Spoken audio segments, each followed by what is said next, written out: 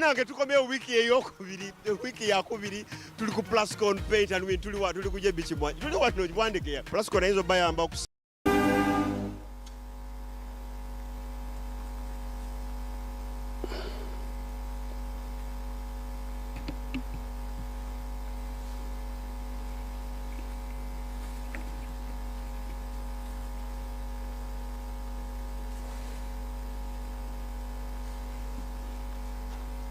countrymen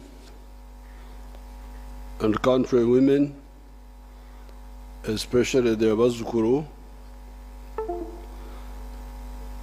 I will read my speech in English because it's a bit longish, but then I will ask the Honorable Nankabira to make notes and later on summarize in one of the local languages. Greetings to all of you. Today, I want to address you on 5 issues. I've told you before of the Runyankore proverb. It says in Runyankore, and minyingi itukuruzo shera. The English equivalent would be, too many tongues spoil the broth. Similarly, so many wrong analyses of issues confuse some of our people and disable them from helping themselves and also helping their country. The issues I want to address today are the environment, especially the wetlands, wealth creation, jobs creation, regional integration, and parasitism, whether intended or otherwise. On the issue of the environment, on this occasion, I will concentrate on the water bodies and the wetlands. On another occasion, I will talk to you about the forests, the mountain ranges, and the landmarks, meaning the hills, the rock outcrops, etc. NEMA has in recent times been evicting people that had encroached on the wetlands against the law that was enacted in the year 1995 and our appeals ever since 1986.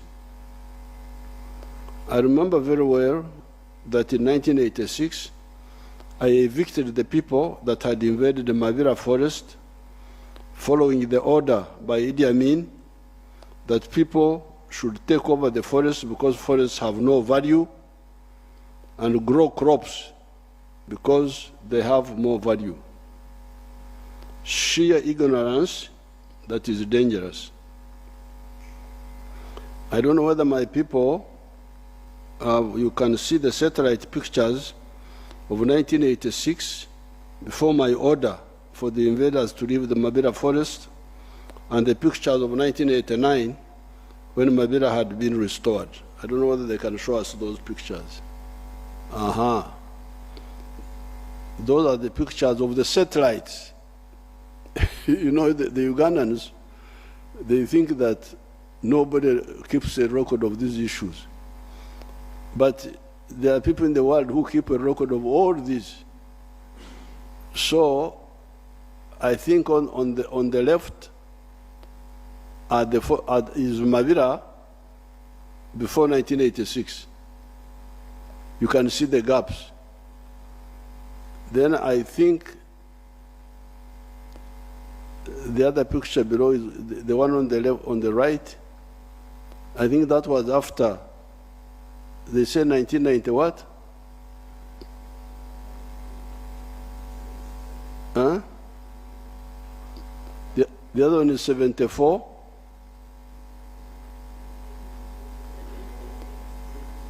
Huh?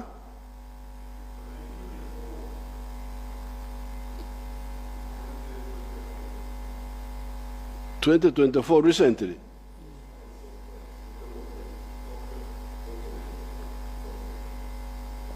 The top one is the recent one. So where is the?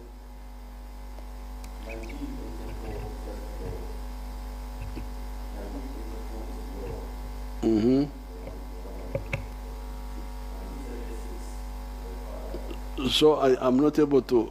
Cheptoris, can you do you have somebody from the forest? Yes, there is. Explain now. NEMA or the Forest Authority. There is a man there. Explain this for. Switch on. Thank you, Your Excellency. I'm Stuart Maniraguha from National Forest Authority. The first satellite image down on the right was of 1976, when the forest was still intact. Then moving to 1984, Your Excellency, as you ably said, after that double production policy order, the forest was invaded on the eastern side, where 6,700 hectares were destroyed. With your able leadership, Your Excellency, in 1989, there was eviction of people from that area of 6,700, and the forest is showing regeneration at that intervention, and the Forest Department then embarked on restoration activities. Then the extreme top left is the current satellite image of Mabira that shows the area that were gardens in 1984 fully restored. Where is the come and show us? Let them come and show, because the dark things, what are they?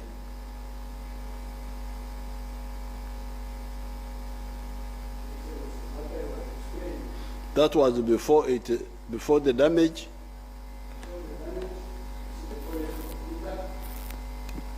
Put it back. Then we started seeing a problem in 1984 when. Put the picture back, it was better. Put it back.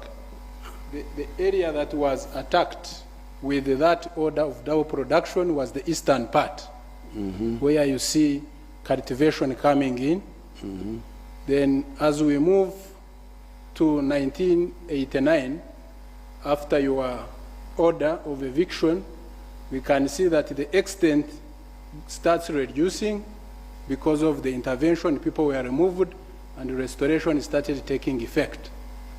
When we come to date 2024, the area that were gardens, you can see that they are now fully restored. Thank you. So those dark things are forests. What is forest? The green or the dark?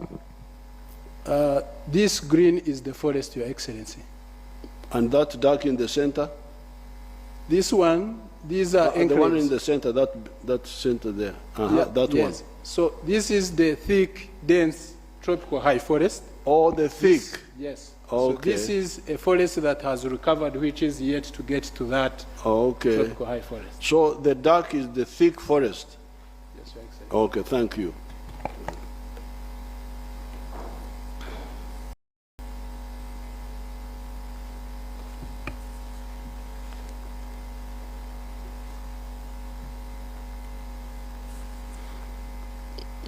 So you can see those people who come and tell lies, who are born here, who are this or that, they are not very clever. They will go to Gehenna, to hell, because we have the record.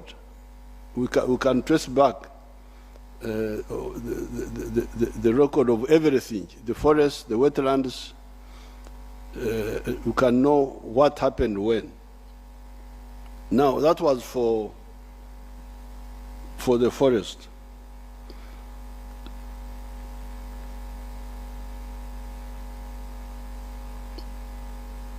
Regarding the wetlands, there was no encroachment by 1986 in most parts of Uganda, except for the areas of Busoga, Bukedi, and Kigezi, where both the colonial and the post-colonial governments had misled our people to grow rice in the precious swamps and rear cattle there.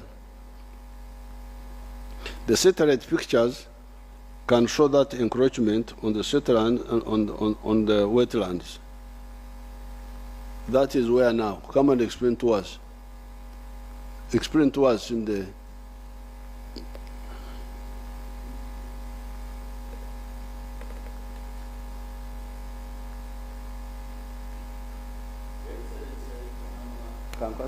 From NEMA. If you can get a foot ruler or something which can... Come on, kupata foot ruler, kitu yako. Your Excellency, this is Chiruruma wetland ecosystem in Kigezi sub-region. Which year was that? This is, we didn't put the year, but this is before 1995. It is before 1995. It shows the extent of gardens and cultivations in Chiruruma wetland ecosystem. Near the river? Yes, Your Excellency, in Kigezi. Now, can you people show us the swamps in central, the swamps in central Uganda, 1986, the earliest, if you have them, before we captured Kampala? Which year was that? Your Excellency, this is the Rubiji wetland system. The first top right is 2002. It can be seen clearly that the ecosystem was not invaded. Rubiji wetland system is the dark and greenish. Yes. Then in 2002, here it is more clear for areas of Nakwade, Ganda, and Masanafu. There were no settlements. As we can clearly see the dark and green shades, that's the wetland of Rubiji. Then we see encroachment now in 2022. For Ganda, we have seen that in 2002, there were no people. In 2022, people invaded the wetland. As you can see between the blue lines is the wetland extent, and the red line is the extent after we have removed the people recently. So this is for Ganda, and the other one, Your Excellency, is for Nakwade, which shows that the people were actually not there as they have been alleging. Very good. Thank you very much.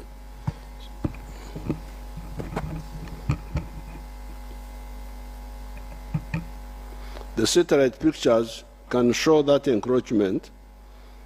I started discussing with the local people in those areas how they should leave those wetlands and do alternative and more profitable enterprises, such as fish farming and apple growing. There are the examples of the Limoto wetland in Parisa and Museveni in the covered area. Regarding the wetlands in Buganda, Teso, Lango, Acholi, etc., there was no encroachment at all. With the ones in Buganda, that is where we were fighting, at Danze, Dambwe, Rumansi, Rugogo, Mayanja, Sezibwa, Rwajali, Rubiji, Katonga, Kafu, etc. If there are those pictures of these other ones are there by 1986, they can show them if they are there. If you have them in the system. Some of the others, if you have them. Not only Rubiji, the others. Kansanga, these are the ones in the town. You get the ones in the rural areas. If you have them, if you don't have them, don't waste our time. Dambwe, Danze, Ziri Munderi.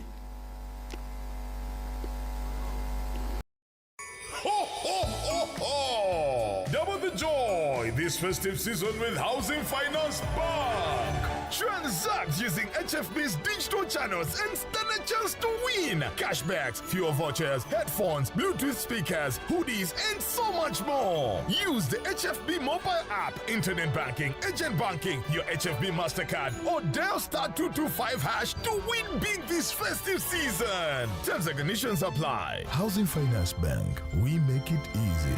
Housing Finance Bank is regulated by the Bank of Uganda. Customer deposits are protected by the Deposit Protection Fund up to 10 million. From visiting big tech companies like Google, Microsoft, and Coursera, sailing under the Golden Gate Bridge, exploring the beautiful city of San Francisco, and hanging out with Stanford University students, it's been so much fun learning and immersing ourselves in these new surroundings.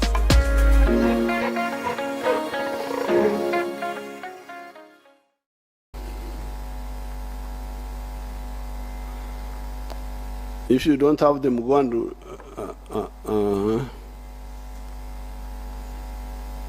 those are now, but that time, get the ones of 86 or before. Therefore, get them if you get them, put them. If you don't, shut up. Don't waste our time. Therefore, this encroachment is recent, and in spite of the law and our advice. The NRM sometimes uses soft methods to solve problems, even when the people are wrong. However, when it is a matter of life and death, or the destiny of Africa is at stake, we take a decisive and uncompromising stand. This is what mistake makers have failed to understand. And to the peril of everybody, including the mistake makers themselves. When Idi Amin made the mistake of his coup in 1971, he did not realize our determination not to allow Uganda to deviate from the Pan-Africanist path that we were patiently working on. When some narrow elements of UPC in 1979-80 thought they could eliminate the broad-based coalition of the patriotic and the Pan-Africanist forces, they made a serious miscalculation to everybody's loss. When it comes to the environment, especially the wetlands and water bodies, Enyanja, Emigera, Ebisharara, Ebijinja, etc., and the natural forests, Ebibira, it is a matter that is even greater than life and death. It is the threat of extinction. Why? The following reasons. The following are the reasons. Why is it that the issue of the wetlands and the natural forests is even bigger than life and death, and it is a threat of extinction? That's what I'm telling you. What are the reasons? The following are the reasons.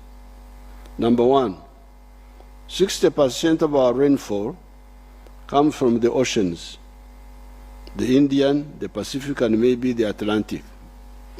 However, 40% of our rain comes from the local water and forest bodies, the natural forests, the lakes, the rivers, and the wetlands.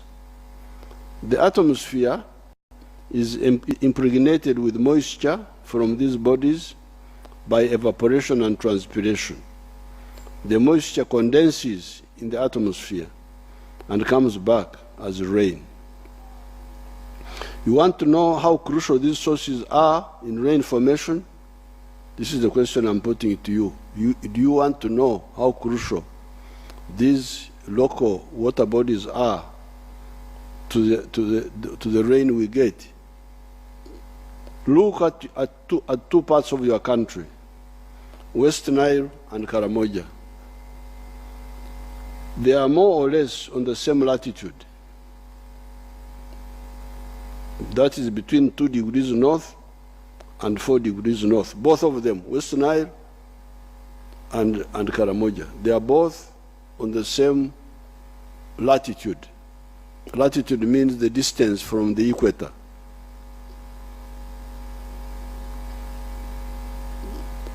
However, West Nile gets 1,467.4 millimeters of rain per annum. West Nile, they are all the same distance from the equator, but West Nile gets 1,467.4 millimeters of rain, while Karamoja gets 811, almost half. They are the same distance from the equator, but West Nile gets 1,400 and something, Karamoja gets 811 of rain per year. What causes the difference? What is the difference?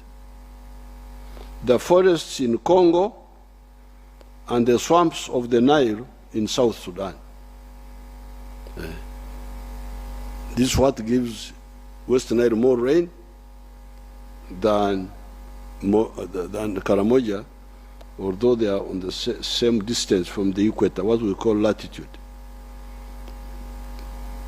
That is why the Egyptians' idea of the Jonglei Canal was very dangerous, because it would rapidly take away the water from the flood areas of the SADs north of Juba.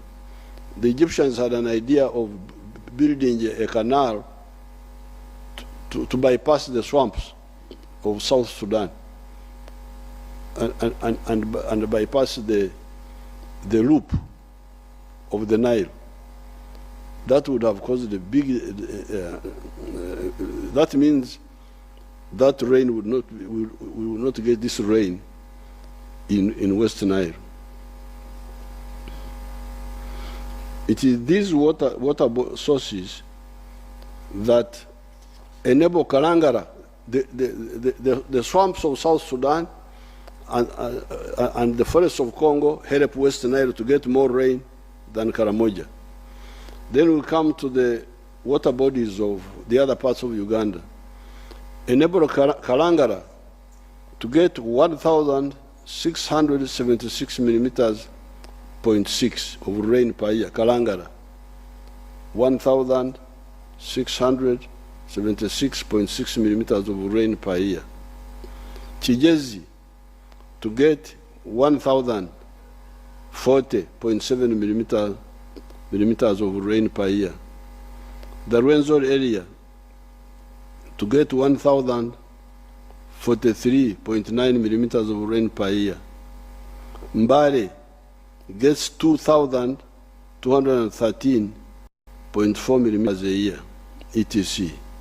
So you can see all these areas get a lot of rain because of the local water bodies, either Lake Victoria or in the case of Chigezi, which is far from the lake but has the local swamp, then Mbare, because of the Mount Elgon and the forest. Therefore, anybody to invade the lake shore, emyejego y'enyanja, the river, Omugera, the wetlands, Ekisharara, and the natural forest, Ekibera, etc., is to work so hard to turn the whole of Uganda into a Karamoja in terms of rain. Some people, whether they know it or they don't know it, are not happy that we are getting so much rain. They would like the whole of Uganda to be like Karamoja. That's what they are working for. Bagala Uganda yonna efuuke nga Karamoja. The rain which God put for us here, the rain source, they want to dry it.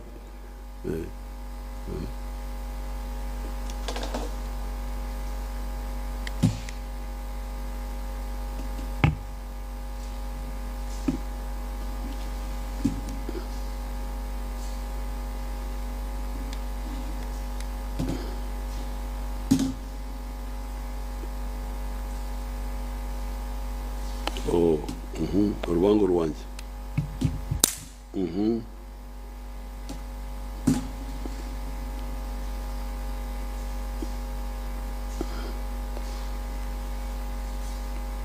Secondly, so therefore the wetlands are source of 40% of our rain. And if you remove them, the whole of Uganda will be like Karamoja at least, or at worst. I don't know which, whether at least or at worst. The experts will have to go and get the right words, or it may even be worse. Because I don't even know how Karamoja gets to the 800. I have not studied that very well. Secondly, with rain-fed agriculture, we sometimes get some erraticness of rain. Sometimes we get less quantity of rain. Therefore, to stabilize our agriculture, we must use our abundant water supply for irrigation, so that we stabilize the two rainy seasons, Katumba and Itumba. That's what we call them in Rinyankore. The one of March to May, we call it Katumba. The one of August to December, we call it Itumba. And even add more harvests using irrigation. The question then is, where will the water come from if you have dried the wetlands? Here we are talking of irrigation. Irrigation. We have now deployed solar pumps, solar water pumps. We've got a contract with an Indian boy to make solar-powered water pumps to pump water for irrigation. And we have also got a number of collective schemes. There's Mobuku already doing well, Doho doing well, some others, there's one called, the one near, in Lango area there, doing well. But we are working on more, and also even individually. Like me, if I get a solar powered water pump, which I already have. I already have a number of them at my farm. I can push water from my dams up to a hill and irrigate my my pasture or my crops. Now we want this to be done everywhere. But now the water is from the wetlands. So if you dry the wetlands, where do you get the water from for irrigation? What sort of country is this which does not see far? Drying the wetlands is anti-agriculture It is anti-irrigated agriculture. It is so unfair that a small number of wetland encroachers ruin the opportunities of the millions that could irrigate on the dry land. Number 3, the swamps are the natural filters of the water that goes into the lakes. Otherwise, you get silt going into the lakes, destroying the fish, and even eventually drying the lake through silting. The silting and pollution of the lakes, after removing the swamp filter, also poison our lake water for drinking and household use. It pushes up the cost of clean water for that purpose. If you were to ask the National Corporation, National Water Corporation, they will tell you that they must spend a lot of money to remove poisons from the water because of allowing removing the kakunguta, wakita kakunguta mu Luganda, removing the akajejena mu Lunyankore, akajejena, the filter.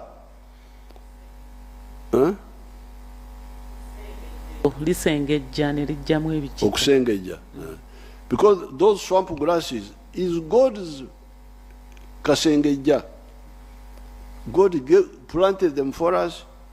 The swamps, the grass, the papyrus, they just filter the water going into. That's why at Kiamata I would just go to the swamp and drink with my hands. I had no problem. It was not treated, but it was filtered by God. But now we are very busy destroying. I don't know whether we are enemies of God or what. We are enemies of ourselves because God is not bad. He is in heaven there. If we destroy here, it is us, not God. God doesn't depend on water, doesn't drink. I don't think he's thirsty. It is us who need all this support. Number 4, part of the cause of flooding is swamp destruction. There was flooding here in Kampala the other day. People were crying, they lost so much. But that flooding is partly caused by this destruction of the swamp. The swamp vegetation acts as a sieve for the water, but also as a brake for the speed of the water. With the swamp grass, swamp vegetation, such as papyrus, there is a grass very common called Cyperus latifolia, the scientific name. We call it ebigugu, Nyankore. The papyrus. The water is not only sieved, but it is also slowed down. It can't cause damage. You clear the swamp vegetation, you get water flowing quickly and massively and drying up quickly. Water destroys and then it dries up. Watch the Bwaise channel. There is this channel which I pass by at Bwaise. It is sometimes full and then dry.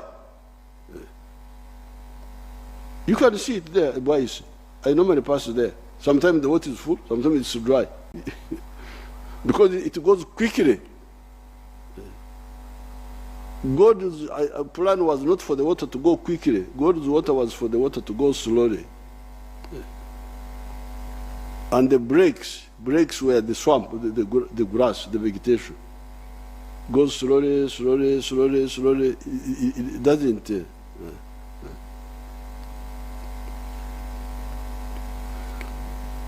So the flooding is partly caused by destroying the swamps. Number 5, when the vegetation in the wetlands and the forests slows down the speed of the water flow, it allows the water to sink in the soil and recharge the underground water, ensure Ubu mu Rwanda bazita batya? Aha, ensolo, okay. This is the water that is going underground. In many parts of Ankole, we have those ensolo. You dig down in the valley, you see the water coming from the ground. But it started coming from the mountain or somewhere going through. When the vegetation in the wetlands and the forest slows down the speed of the water flow, it allows the water to sink in the soil and recharge the underground water, ensure. Destroying the vegetation cover in the wetlands and forest areas makes the runoff water, omtunga, omkoka, alele, flow very fast and will not have time to sink in the soil.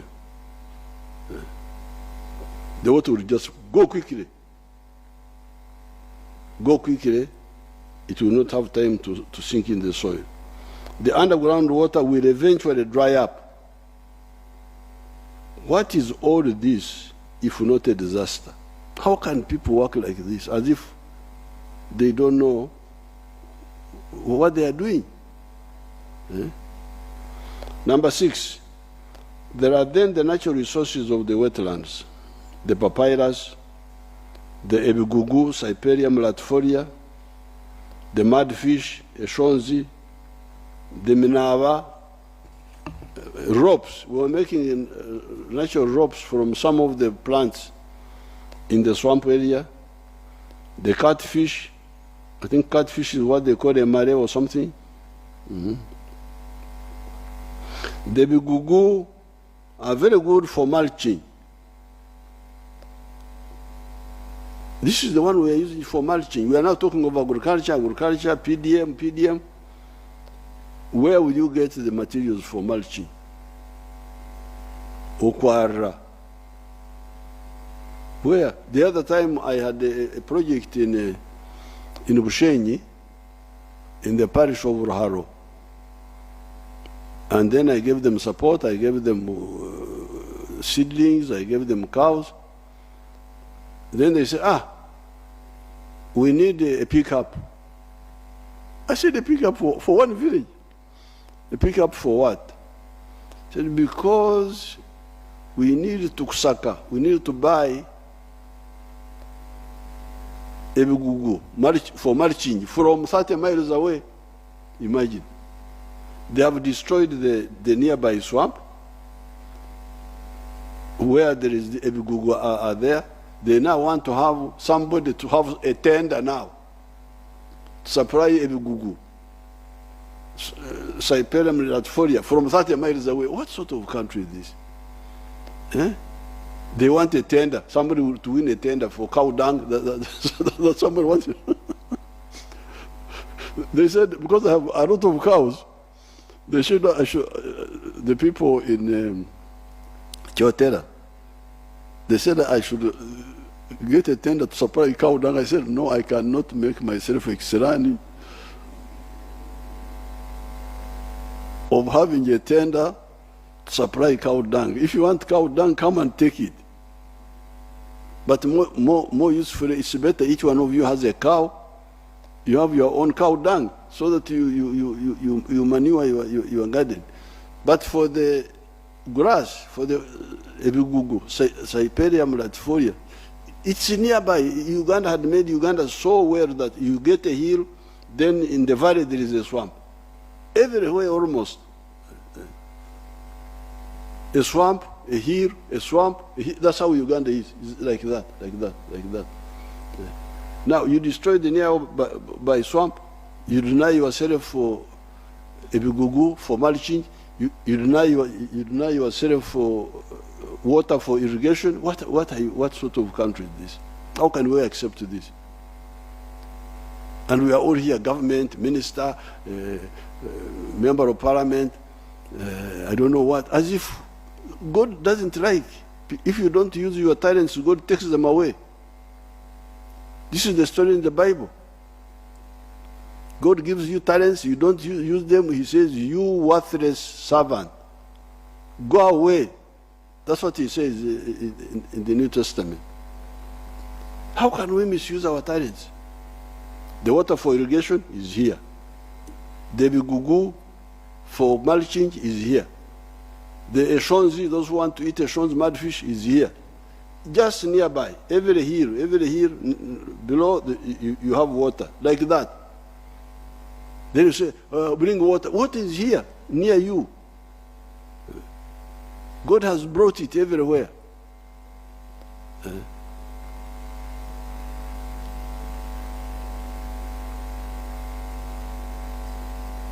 The bigugu are very good for mulching, papyrus for paper making, fish for nutrition, etc.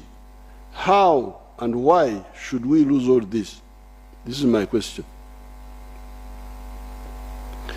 These are some of the existential threats to our future that are involved in the phenomenon of invading the wetlands. Blaming NEMA as to why they allowed people to settle in the wetlands and come later to evict them is of course a good point. However, it does not exonerate the encroachers and their backers. Who does not know what a wetland is? Are you a Ugandan or are you from Europe? It is the duty of everybody to defend Uganda's survival. In any case, in the matter of the environment, we have no choice. Uganda cannot be destroyed, and we simply watch. Hence, please, all the people in the wetlands, live peacefully. You have done enough damage. We are not prosecuting you. It is an amnesty. Simply leave.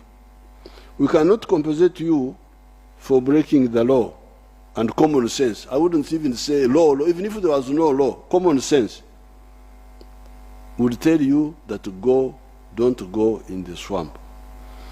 It will moreover, if we say we compensate, it will moreover be another way of encouraging that indiscipline to continue. Because if we compensate this, then the others also will come, then we compensate them. Then, so that's why we cannot compensate.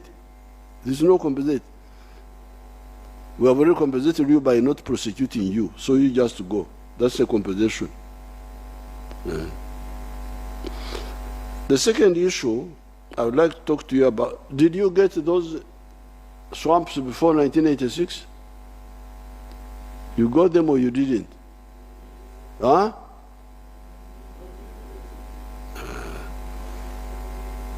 Get them. I'm sure the swamp, the pictures of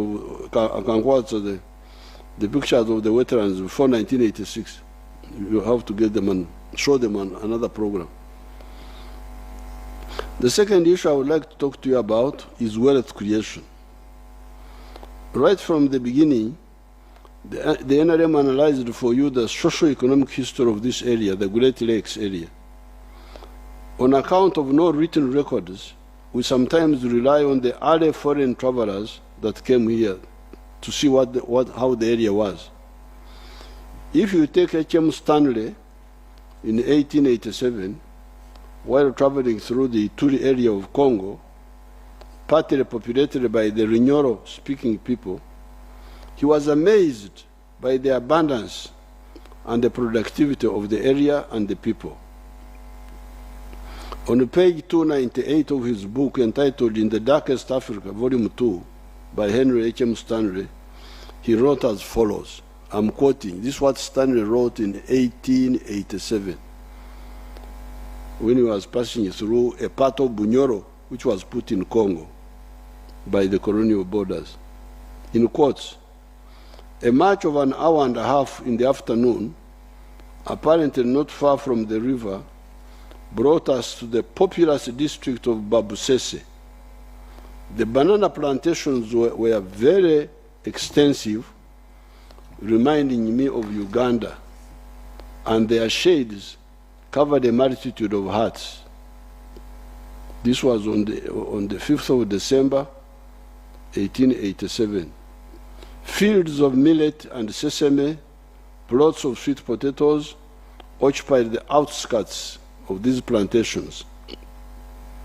And there was ample evidence around about that the land was thickly peopled and industrially cultivated. He was writing in the Old English of that time, 1887, that the area was thickly populated and industrially cultivated. This is 1887.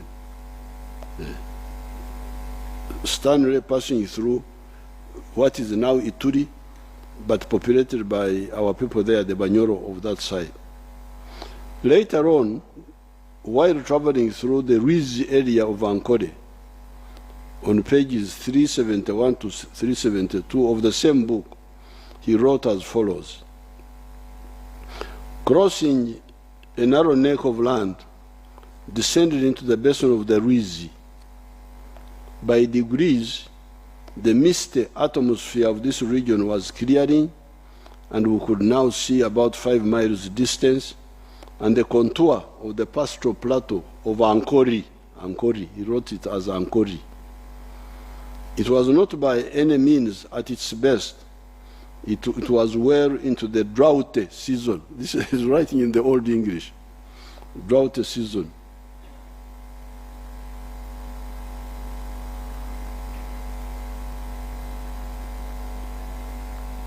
Into the drought season. The dry season had commenced 2 months previously. Hilly range, steep corn, hammock, and plain were clothed with grass ripe for fire, that the grass was dry. The herds were numerous, the herds of cattle. The herds were numerous and all as fat as prize cattle. The man is writing, now this is now 1889, as fat as prize cattle. In the valley, we had passed over 4,000 cattle of the long-horned species. The basin of the Rizi, which we are now in, and which was heart of the Ankori, possessed scores of the finest herds of cattle I had never seen before. This is Stanley writing in 1889. Earlier, in 1862 and 1874, both Speke and Stanley, respectively, had traveled through and wrote about the Buganda area, bringing out the same point. Our ancestors were very productive in crops, livestock, fishing, blacksmithing, back cloth making, poultry, etc. However, the whole society was still in the pre-capitalist stage of development without a money economy, relying on the less efficient system of okchurka. Okchurka in Runyankore means barter trade. Barter trade. There were some primordial efforts at using money in the form of kauri shares, and simbi. Even now, in some of our dialects, money, esente, is still called ensimbi, which means kauri shares, or sometimes the mpiha, rupiah, still capturing those other efforts and at entering the money economy. When the British defeated our divided kings and took over Uganda, they introduced the money economy now based on the shilling. By 1962, when the British left, they had created a small island of money economy surrounded by a sea of underdevelopment, the economy of Okorre Kidakyonka, working only for the stomach. In the universities, in the 1960s, the description for those colonial and neo-colonial economies was enclave economies, small islands of money economy surrounded by a sea of pre-money traditional economic activities. In the case of Uganda, our small enclave economy was being described as an economy of the 3 C's and the 3 T's. The 3 C's were cotton, coffee, cotton, and copper, while the 3 T's were tea, tobacco, and tourism. The percentage of the homesteads inside this small island by 1969 was only 4% of the homesteads. When Idi Amin came in 1971, much of this small island was destroyed. Only coffee and tobacco kept limping on.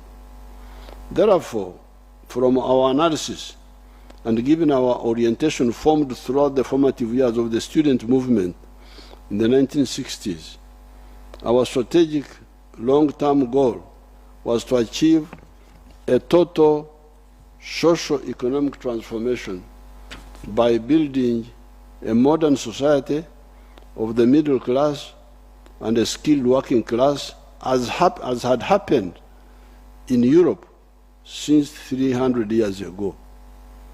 So when we came into the government, we knew that Africa, Uganda were 300 years behind Europe. Because in Europe, they had built a middle class by the time of the French Revolution. You find there was a middle class there, 1789.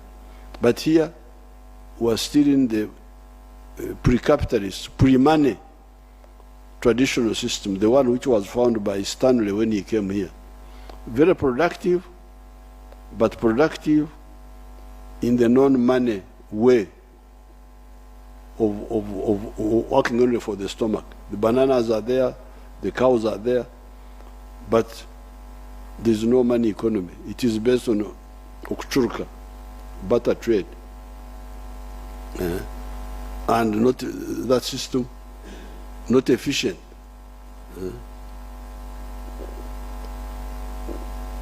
If you want to, you have cows, but if you want to build a house, how will you buy cement? Are you going to take cows to the cement factory? Where will the cement factory put the cows? They don't have to. So you must find a way of converting the cows into money. And you go with the money to the factory. This is where the problem is. It's not a problem of resources, problem of organization. That's what was lacking. So from the very beginning, the NRM wanted to build a middle class and a skilled working class, as had happened to Europe 300 years ago. In order to achieve this, and given Uganda's natural resources base, we developed a plan for the modern economy based on 4 money-making sectors. Mulize banange, esente zisangibwa mu bubondo buna. The money is to be found in 4 money-making sectors. These are commercial agriculture with ekibaro, chura, otita, aymar. Commercial agriculture with ekibaro.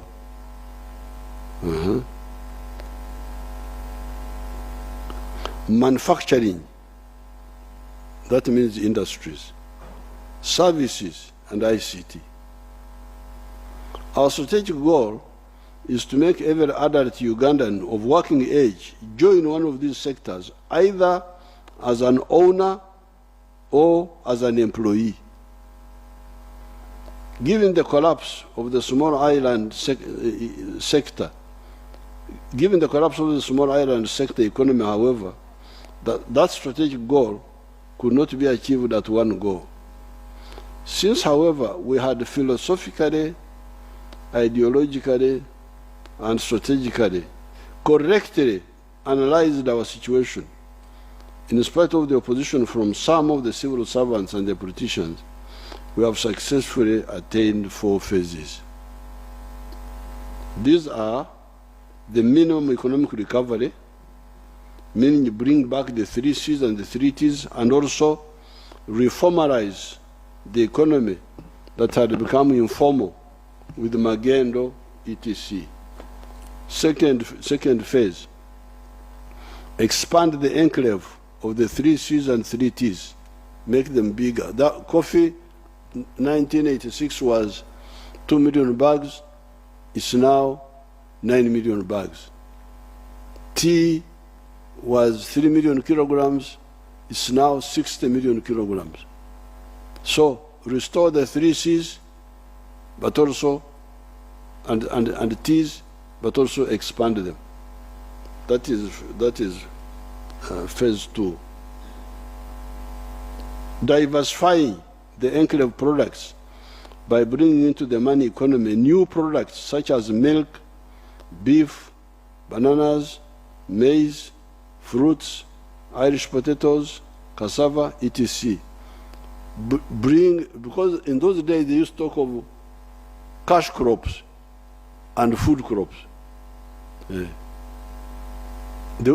during the time of the British and soon after independence, they would say coffee is a cash crop, cotton is a cash crop, milk is a food, it's not a cash.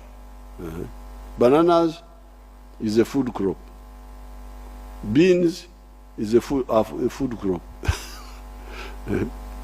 So, and some of us were saying, but coffee is not a food. Coffee is a beverage. A beverage, somebody to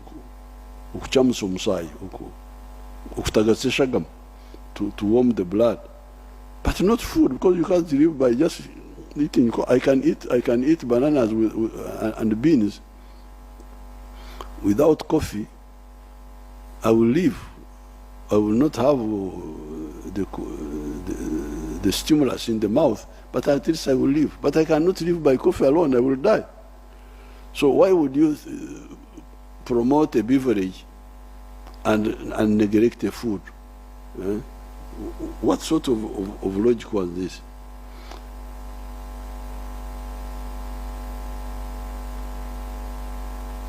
So we diversified by making cash products into items which were previously called only food items: milk, beef, bananas, maize, fruits, Irish potatoes, cassava. Everything is cash. Even marukwanga soon may be cash. The marukwanga, our product in Acholi. And number 4, start the knowledge economy of using science to create products such as vaccines, automobiles, electronic products, etc. However, all this could not happen if you do not work on some elements of the infrastructure: the roads, electricity, the ICT backbone, etc. This is how now you hear that our economy has expanded from US dollars 1.5 billion, 1986, to now US dollars 55 billion, albeit still being a raw materials producing economy. This is why you hear me insisting that this economy will jump to US dollars 500 billion by simply adding value to most of our raw materials: agricultural, mineral, forest products, our freshwater products, etc. In this journey, we have had some Ugandans listening to our message of socio-economic transformation through wealth creation in the 4 sectors of commercial agriculture with Echibaro, manufacturing and artisanship, services, hotels, transport, entertainment, etc., and ICT.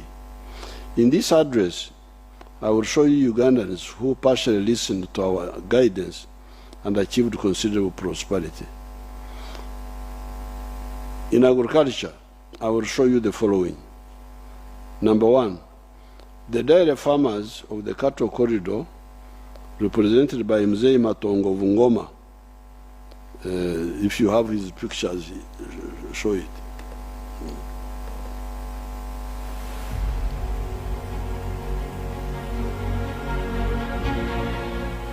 Amazina ninge George Matongo wa Ngoma Mungu guntu hano gwataka shozi nandi kutaha umurimo gwanje ndi muri isa nteze mujya kureba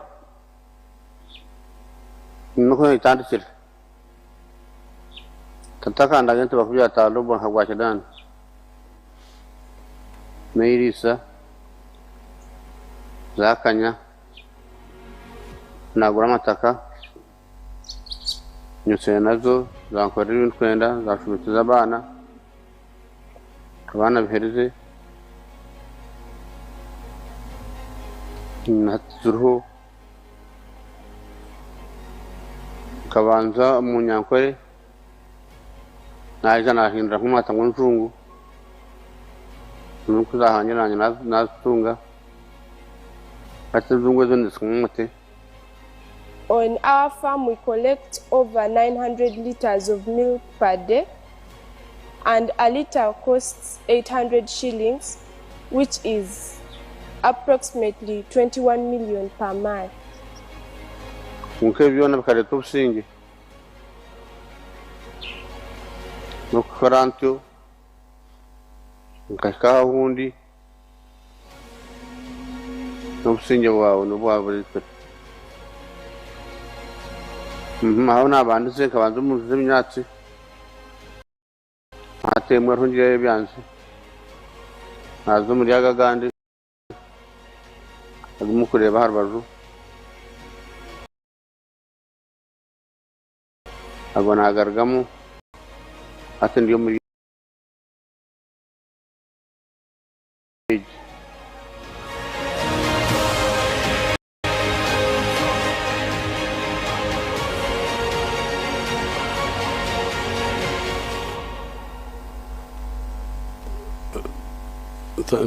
n'abakozi abataranse yankaga bakora imirimo imirundi ibiri babona barisa abandi bakama abandi bakura ubwanya icyo nukushiza abantu abo nambona cyoro yakarura nk'abantu urwinyi munonga bako abantu baide ona barako abakozi n'abara family yanjye ntona family nasanga turi mbatu igana nayin tata hati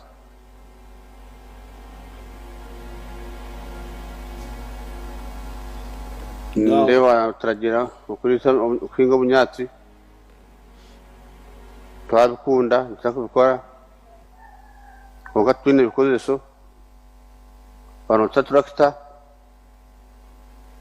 zaha magombora tuguma tuziha insinga tebone twaka mutindo ubugwe tengese yabare wazi impawaga turakita munana akutera mugaro shabatwe nabatinyenyenka twino buzo butagira banka aho muri ngoma ushuma bukaba bamani muto kutundente yawe ugendo shabar hangu no bukatogristeyo narwa wini jur kora ureba ngo dukwenda kuza kuzasinte kampara kuyeta kuno bani cyo uza kushashana kuza kora urencenda mweno kinsa muzai bano tereza na banka nebyo mabamate tibine konka bara abandi batungira batagesano tigaide kantu de mangi ando tojara cyo mashe ko sano namati hakora tayide tuna mataka namati tigaide hatay cyo togo cyo okechon bunonga yebare bunonga kutegekaje ukatosije bwije munonga bukwigara buti kaga kupeumisi. Okay, now that man was saying that he inherited 50 cows in 1980 from his father, and he multiplied them. Then he has got a lot of cows now, as you saw, hundreds of them, both indigenous and the exotic, and that the girl, the daughter, was saying that they earn 21 million shillings a month from the milk because they are selling 900 liters a day. That is now almost 250 million shillings a year. And then he's saying that they now need a bank because they get problem to get money take money to Kampala. They need a bank in the area there, and they need tractors to plow grass and so on. And very happy about peace and so on. That is now, that is, and you saw the house. The houses he was staying in were grass site. Now you see the houses the house is staying in.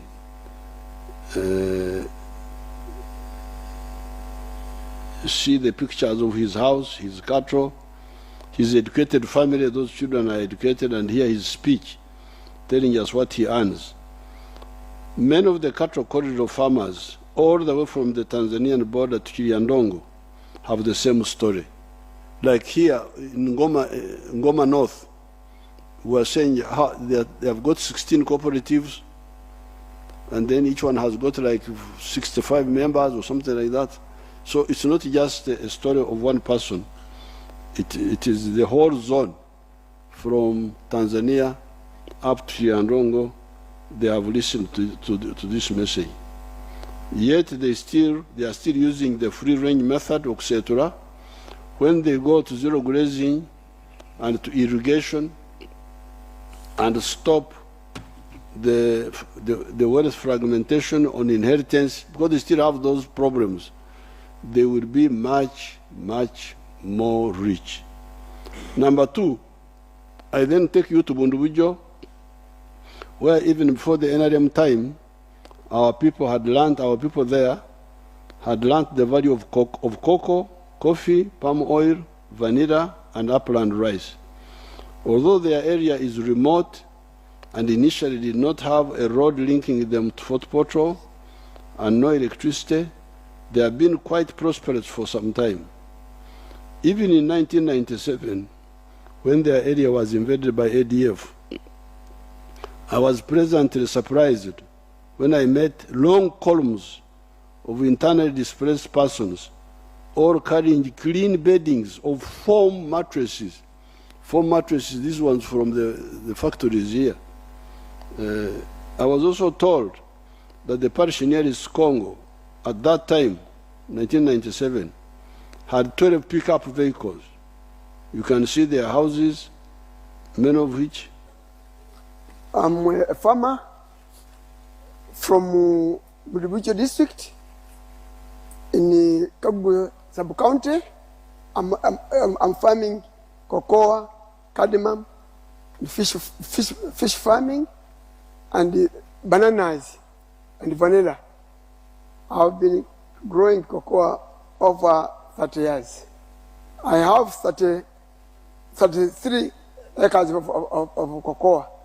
Every month, when it's a big season, I usually get 20 M. In a year, I usually get 30 million in vanilla.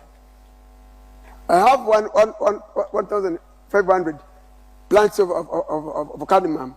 In every month, I usually get 1 M. First of all, myself, I'm healthy. Secondly, I have my children that I have educated. Fourth, I have my permanent houses in towns. I have even my vehicles, so that from cocoa and vanilla. Vanilla gave people money, even the cocoa gave people money. So for that's why I used to thank the government. That the government, when the government is not good, you cannot do those things, and you deal with those things. Now you heard him, although we didn't hear him very well, but he says he's earning money from cocoa, and he's earning money from vanilla, and he's earning money. I wish somebody could totally tap for us properly. And he has been doing it for cocoa for more than 30 years, and vanilla, and then something else, cardamom or something, which they are growing. Now, but they have been very prosperous for a long time. Now, the problem was they did not have a tarmac road. We did it for them. And you saw the wires of electricity going there now, which we have also taken there. Those were not there. We took them later. So you can see how well they are doing. And he told you how he has educated his children. You saw the house, his houses.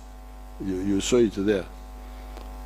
You then come to the tea growing areas of Fort Portal, Bunyoro, Bushenyi, Kanungu, Kabare, Kisoro. Let's see the tea now.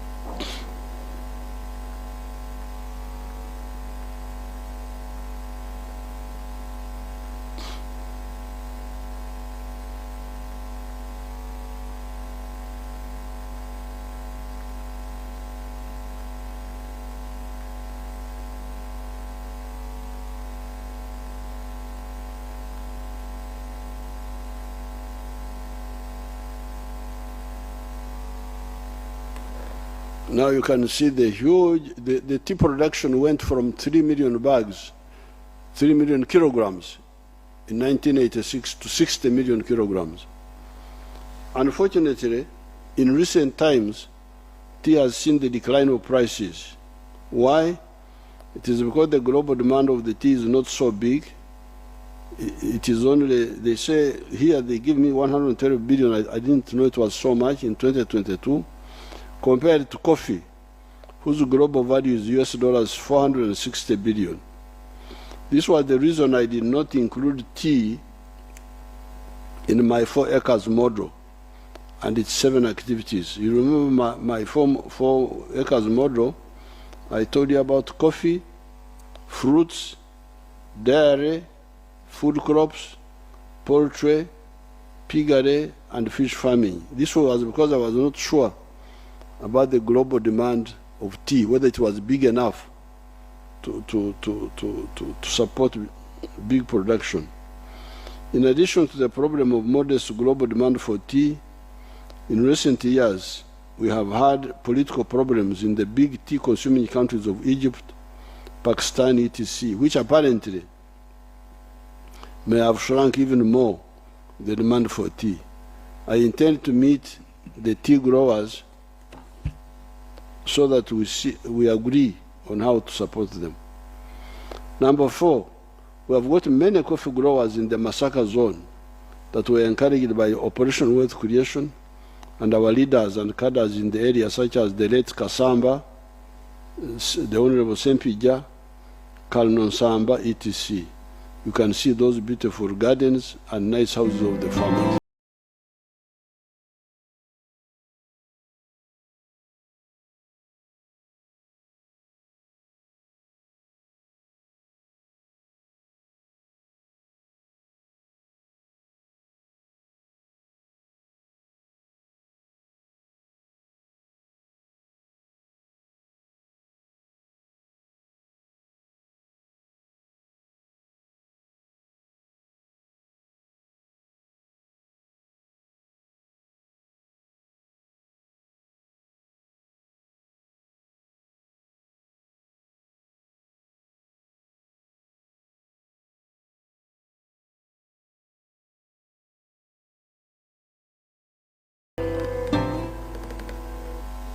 Now, those are the coffee farms in the Masaka area. Recently, I had a group from Zimbabwe only, and they told me that they had planted 56,000 acres in the Zimbabwe district alone. But you can see how they are. Our people should have got us one of the coffee farmers to tell us what he earns, but in the next other programs you can bring it up, because you need to educate our people by giving them facts about the ones who have, they didn't show us their houses and so on. They should show them next time. Number 5, we have my 2,035 neighboring homesteads to my farm in Ixozi, whom I have been working on to move them into the money economy. The number of homesteads that have gone into the coffee are 538, my neighbors, 538 homesteads. Another 908 have dairy cattle, and 120 are in bananas. Show us if you have got some pictures of those people. Shows the group.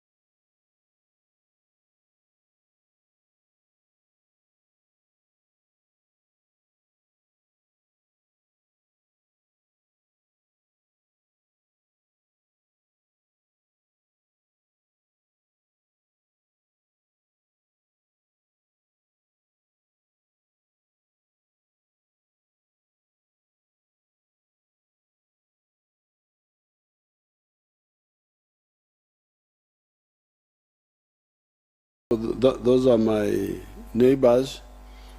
They should have interviewed some of them to give facts about what they are earning. Should have interviewed them, but they should bring it up. Now, out of the 2,035 homesteads, about 1,600 are already in the money economy.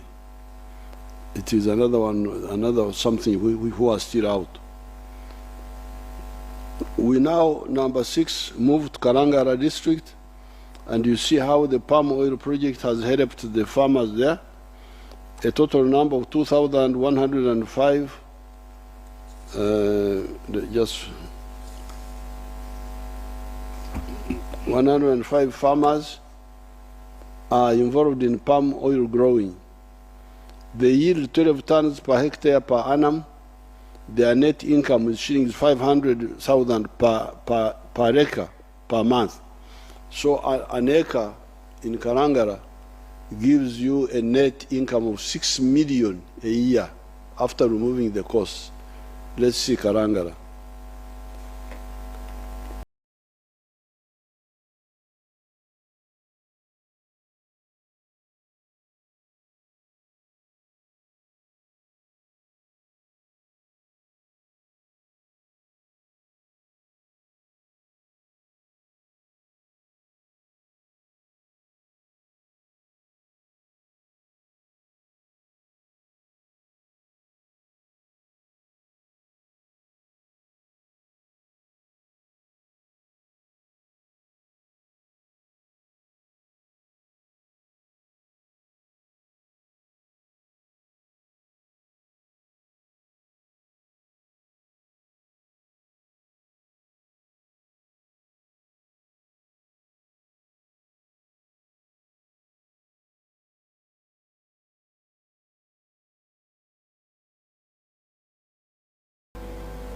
Now you can see how that project has changed the lives of those people. They should have showed us their houses, they should have shown them.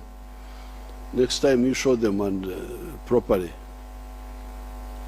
Then now the number 7, example 7, we guided and assisted our people in Teso to shift from cotton to citrus, and also built a small factory to produce the teso juice that we are now upgrading. You can see both the factory and some of the farmers.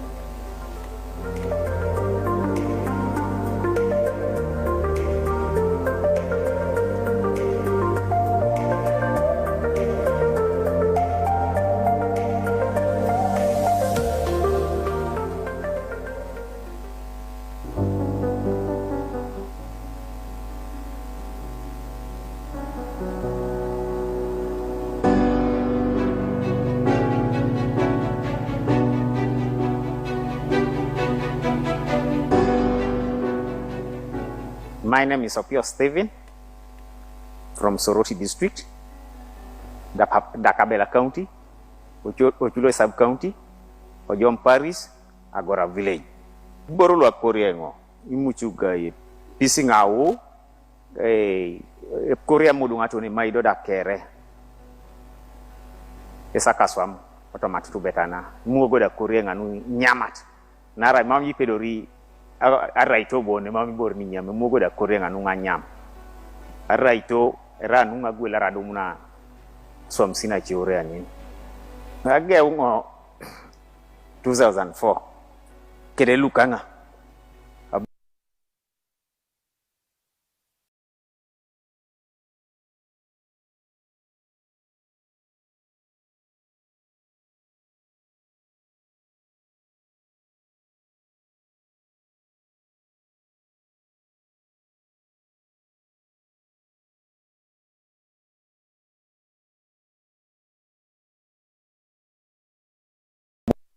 Amoli abungo asaku ipukoi akaisa kanyango na luka nyape nepetai abungo adomu milioni kanyao nikede akwata disikwangi so e Washington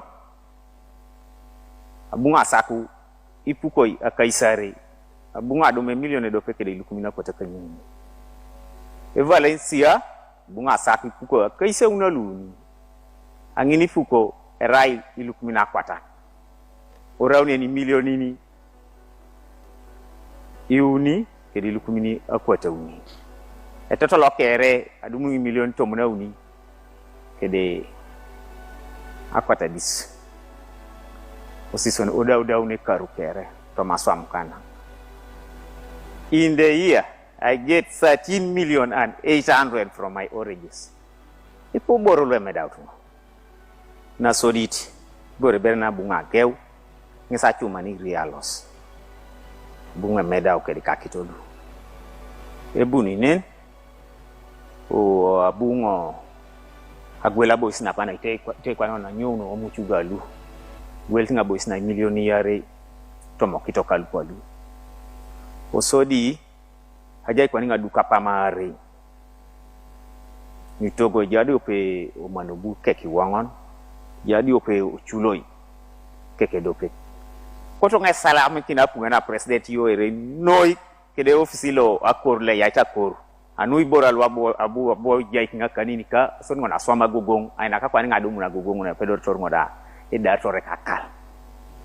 Noi yala mango chut. Da buningo amuno kina yata na kaswa mungari.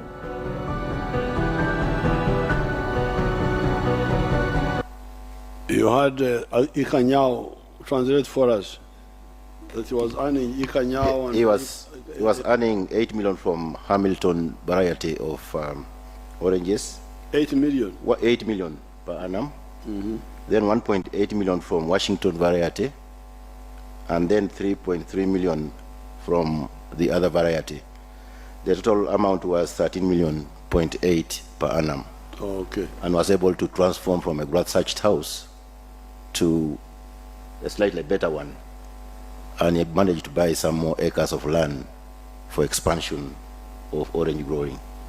Very good. Thank you.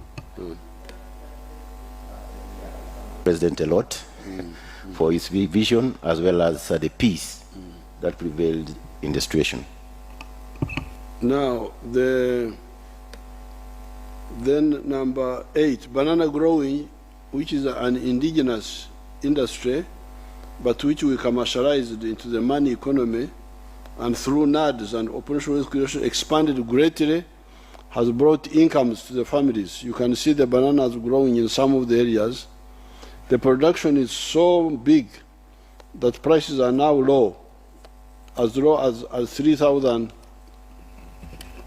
to 5,000 shillings per bunch. This has, of course, enabled our people to get affordable food. However, it is not fair for the farmers. But fortunately, unlike tea, there are steps we shall take to stabilize the price of bananas and even maize.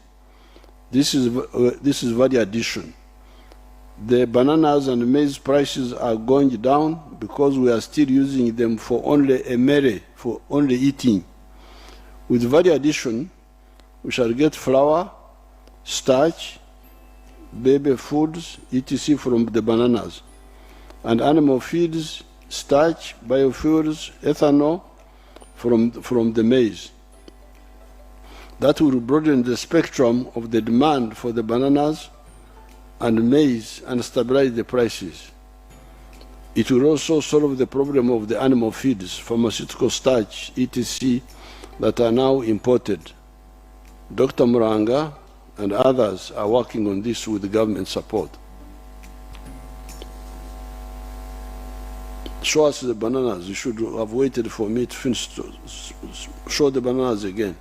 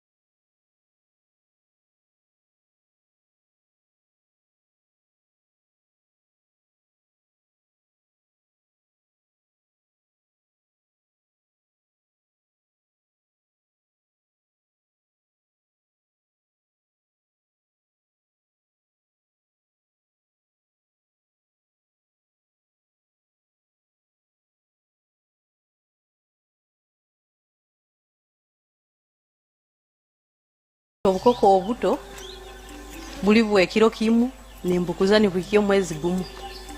Obumara nintandika kutunda. Ninguza bamemba abakwenda abali aheru ya grupu yaitu, abali mu grupu yaitu, nibagenda nibakuza obumara nibatandika kutunda. Omu grupu eno tufuniremu ebirungi omu PDM. Era nkaito abakweteiro grupu tukusiima government ya Museveni ya NRM. Amanya Nakyanzi Sofia, nkola mu hoteli yibayita Tonninyira. Nkubiriza abakyala bonna okuyingira PDM. Olw'ensonga PDM ina kyetwongeddeko kyamaanyi. Okubeera nga tukulaakulana kuba nayongerako bingi bwe nayingira PDM. Sente ezo zebeekuwadde akakadde kaba kamaanyi nnyo kaba katwongerako kinene kusinga okugenda mu bamanerenda kyonade sikitaddeeko okugenda mu bamanerenda kubanga wali ojjayo emitwalo 10 ate odzaayo 2 mu mwezi n'okomekereza ng'okoze loosi. Naye nga akakadde ako ke batuwa katwongerako kinene nnyo era nkubiriza abakyala okwenyigira mu nkola ya gavumenti ya PDM kuba etuyambye nnyo etwongeddeko tweyongeddeko nyongeddeko akayumba nze nandabika bulungi okusinzira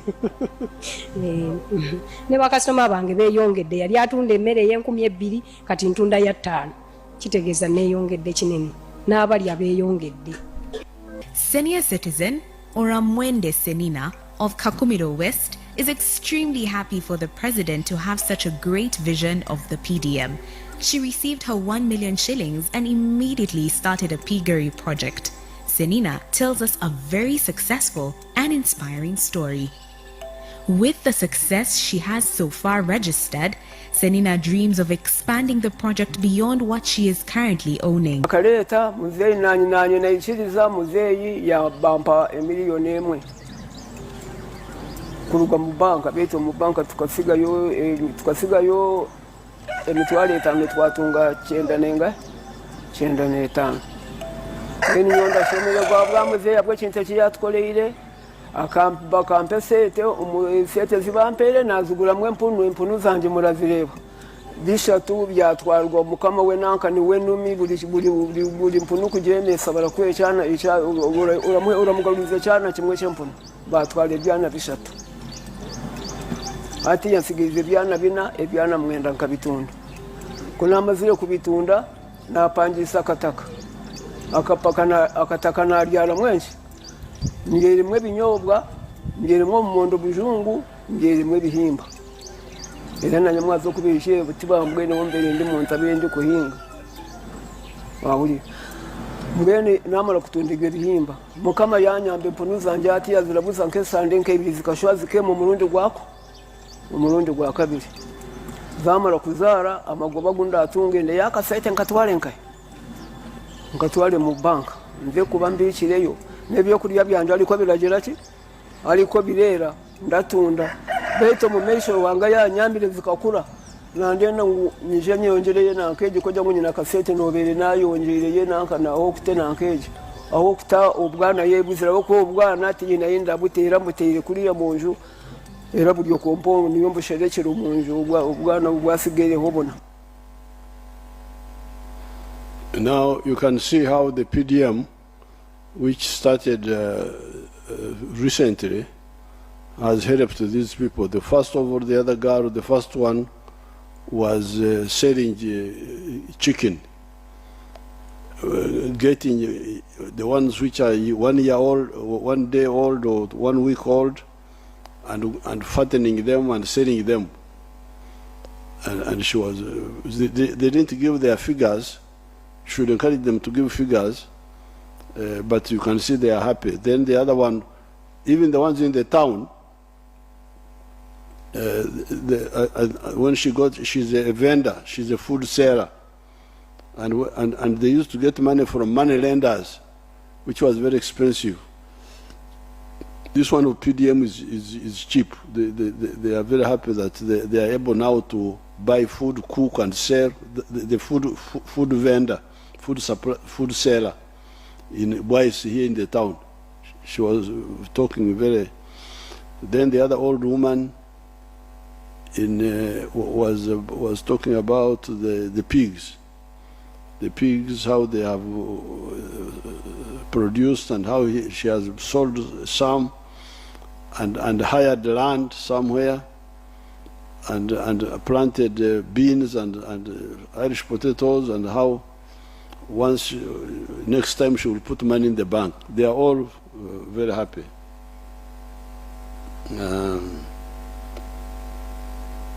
Now, when it comes to large scale, because these are all small scale, mainly small scale, medium scale.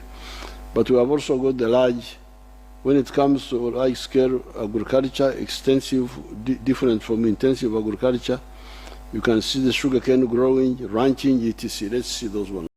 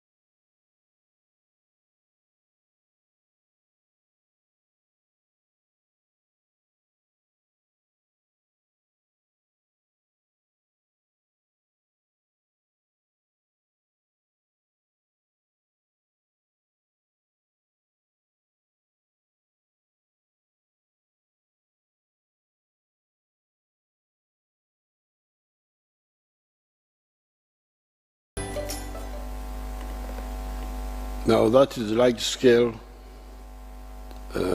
farming. You didn't show ranching. Why didn't you show ranching? You don't have the pictures.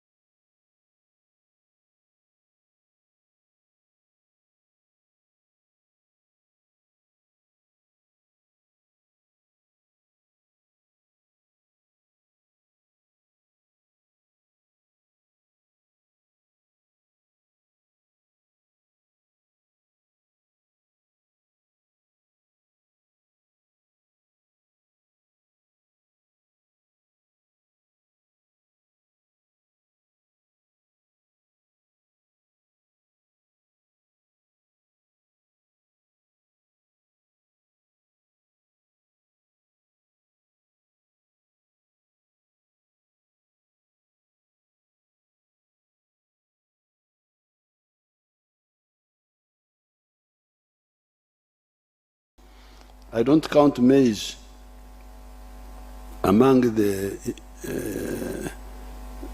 intensive crops. It is also, in order to make money out of maize, you need to do it on a big scale. The same with cotton. We need cotton, but it must be done on a big scale. Now, that is examples of agriculture who have listened to our advice. So when you sit here and you are busy, I normally read what these people are writing in this paper, monitor and so on, very thing. But people, the Banyankole say, ezimbira katama, tezibira zindi kuria. Meaning that if one cow has got a swollen mouth, it may not graze. But the cows which are not sick will graze and eat. So those who listen to our advice, they are moving. They are moving. And they are moving. But those who sit here and just tell lies, they can deceive themselves. But we are moving. Those who listen are moving. Moving very well. You have seen some, quite a number. These are just a sample. Now, in the manufacturing and artisanship, I will show you some of the factories and artisan efforts. The manufacturing sector is now exporting goods worth of US dollars 2.5 billion per year, per annum, employing 922,000, almost 1 million people. This is a new sector. Amakoriro, already earning 2.5 billion, more than coffee. Show us some of those factories, please, if you have them.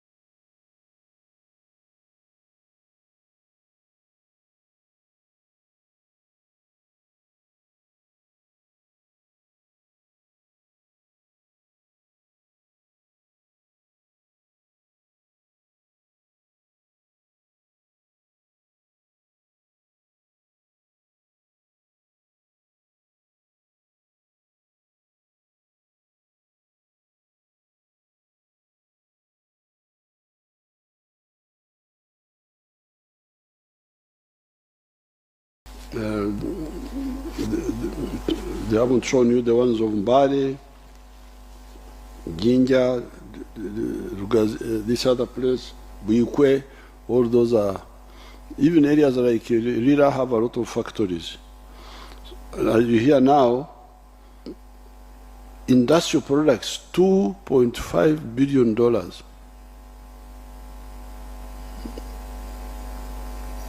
This is totally new money, which was never there before. And employing almost 1 million people. The whole public service, some few years ago, when I checked, was 480,000 people. So the people who are working in the factories now are 2 times almost the size of the people working for the government, including the soldiers, the policemen, the civil servants, the local government. The people working in the factories are now bigger in number, almost 2 times. The third sector is services, hotels, tourism, transport, education, entertainment, etc. Show us.